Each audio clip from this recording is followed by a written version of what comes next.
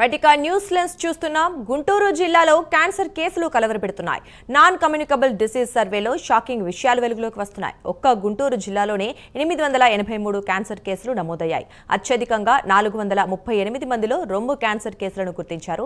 ఇక మంగళగిరితో పాటు ప్రత్తిపాడులోనూ క్యాన్సర్ కేసులు ఉన్నట్లు గుర్తించారు. జీవనశైలి, ఆహారపు అలవాట్లు, ఒబెసిటీతో క్యాన్సర్ బారిన పడుతున్నట్లు డాక్టర్లు నిర్ధారించారు. ప్రాథమిక పరీక్షలపై అవగాహన లేకపోవడంతో తీవ్రత పెరుగుతుందని డాక్టర్లు అంటున్నారు. ఇక అంతేకాకుండా 30 నుంచి 40 ఏళ్ల మధ్య వయసున్న మహిళలు రొమ్ము, సర్వైకల్ క్యాన్సర్ బారిన పడుతున్నారు. ఈ క్యాన్సర్ను మామోగ్రామ్ పరీక్షల ద్వారా ముందుగానే గుర్తించాలని వైద్యులు అంటున్నారు. గుంటూరు ప్రభుత్వ ఆసుపత్రిలో అందుబాటులో ఈ పరీక్షలున్నాయి. మరోవైపు క్యాన్సర్ పై విస్తృతంగా ప్రచారం కల్పించాలని వైద్యులు చెప్పడంతో అదే దిశగా ప్రభుత్వం అడుగులు వేస్తోంది.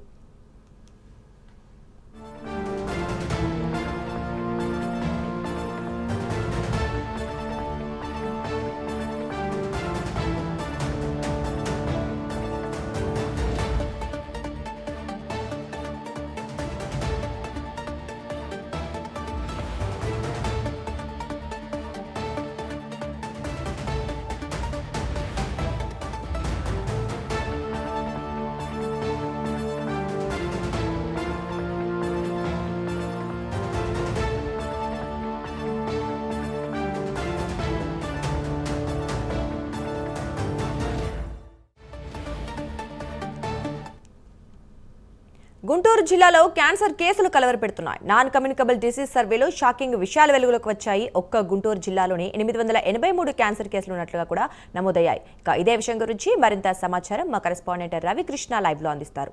చెప్పండి రవికృష్ణ.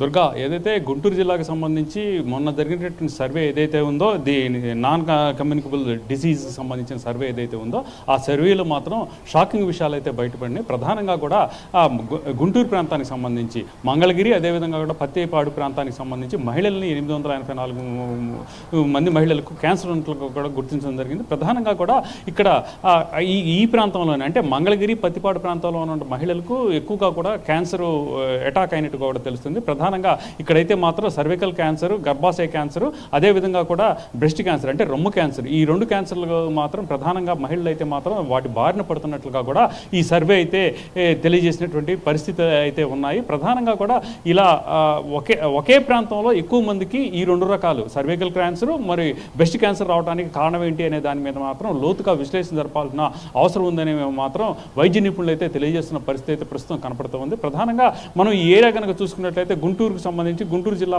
పరిసర ప్రాంతాల్లో ఏరియా కనుక చూసుకున్నట్లయితే ఇక్కడ ఎక్కువగా కూడా క్యాన్సర్ బారిన పడుతున్నారు. అయితే ప్రాథమిక దశలో ఈ క్యాన్సర్ కనుక గుర్తించినట్లయితే మాత్రం చాలా వరకు కూడా 95%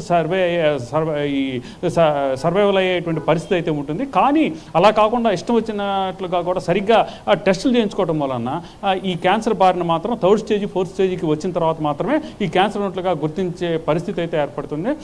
ఇది ఏదైతే చిన్న చిన్న టెస్టులు అంటే మేము సంబంధించినటువంటి చిన్న చిన్న టెస్టులు ఉంటాయి. ఈ టెస్టులు కనుక చేయించుకున్నట్లయితే మాత్రం క్యాన్సర్ నిర్ధారణ అయ్యేటువంటి పరిస్థితులు ఉంటాయి.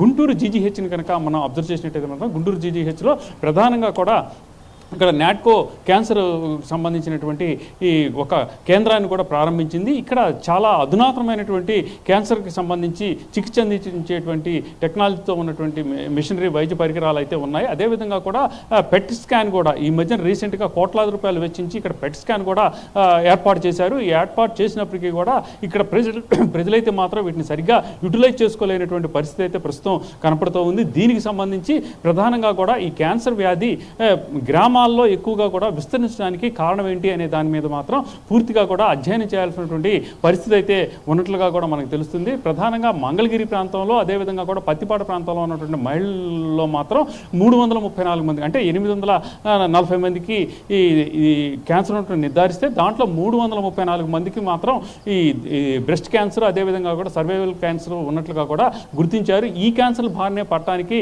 ప్రధాన కారణం ఏంటి అనే దాని మీద పూర్తిగా కూడా అధ్యయనం చేయవలసిన చేసుకోవాల్సినటువంటి అవసరం అయితే ఉన్నటువంటి నేపథ్యంలో ప్రజెంట్ అయితే మాత్రం ఈ క్యాన్సర్కి సంబంధించి ఈ విస్తృతమైనటువంటి ప్రచారం జరగాలి. అదేవిధంగా కూడా క్యాన్సర్కి సంబంధించి ఎప్పటికప్పుడు కూడా చిన్న చిన్న సిమ్టమ్స్ ఉన్నప్పుడే గుర్తించే విధంగా కూడా జనాల్లో అవగాహన కల్పించేటువంటి పరిస్థితి అయితే ఉండాలి. అలా ఉన్నట్లయితే మాత్రం ఈ క్యాన్సర్ని ప్రివెన్షన్ చేయొచ్చు. క్యాన్సర్ని ఫస్ట్ స్టేజ్ సెకండ్ స్టేజ్లో కనుక తెలుసుకొని నిర్ధారణ కనుక జరిగినట్లయితే మాత్రం దాన్ని రెమెడీని తగ్గించేటువంటి అవకాశం అయితే పూర్తిగా కూడా ఈ వైద్యుల చేతుల్లోనే ఉంటుంది. ఎప్పుడైతే థర్డ్ స్టేజీ ఫోర్త్ స్టేజీ దాటిన తర్వాత మాత్రమే ఈ క్యాన్సర్ని గుర్తిస్తున్నటువంటి నేపథ్యంలో మాత్రం చాలా ఈ విషమమైనటువంటి పరిస్థితులు ఎదుర్కోవాల్సినవి ఏర్పడినటువంటి పరిస్థితులు అయితే కనపడుతూ ఉన్నాయి. ఈ నేపథ్యంలోనే ప్రజెంట్ అయితే మాత్రం గుంటూరు జీజీహెచ్లో నాట్కో క్యాన్సర్కి సంబంధించిన ఒక సెక్షన్ ఏర్పాటు చేసినప్పటికీ కూడా కోట్లాది రూపాయలు వెచ్చించి ఇక్కడైతే మాత్రం ఈ నాట్కోకి సంబంధించి క్యాన్సర్ ఇన్స్టిట్యూట్ని రన్ చేస్తున్నప్పటికీ కూడా ప్రజలైతే సరిగ్గా యూటిలైజ్ చేసుకోలేనటువంటి పరిస్థితి, అంటే అవగాహన రాహిత్యం వల్లనే ఈ విధంగా జరుగుతూ ఉంది. ఈ నేపథ్యంలో ప్రజలకు పూర్తిగా కూడా ఈ అవగాహన కల్పించే విధంగా కూడా చర్యలు తీసుకోవాల్సినటువంటి అవసరం ఏదైనా ఉంది. ఏదైనా కూడా వ్యాధి రావటం కన్నా కూడా వ్యాధి రాకముందే దాన్ని నిర్ధారించుకోవడం, వ్యాధి రాకుండా జాగ్రత్తలు తీసుకోవడం చాలా ఉత్తమం.